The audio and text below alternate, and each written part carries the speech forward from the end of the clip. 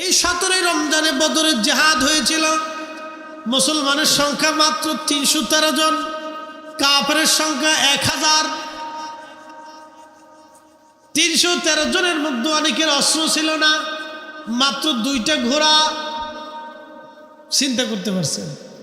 আর বাদ বাকি সবাই পায়ে হেঁটে। কাফেরদের উট ছিল, বাহন ছিল, অস্ত্র ছিল, শস্ত্র ছিল, অনেক শক্তি ছিল। প্রত্যেকে তারা অস্ত্রে শস্ত্রে সজ্জিত হয়ে আসছে, ডাবল ডাবল অস্ত্র নিয়ে আসছে।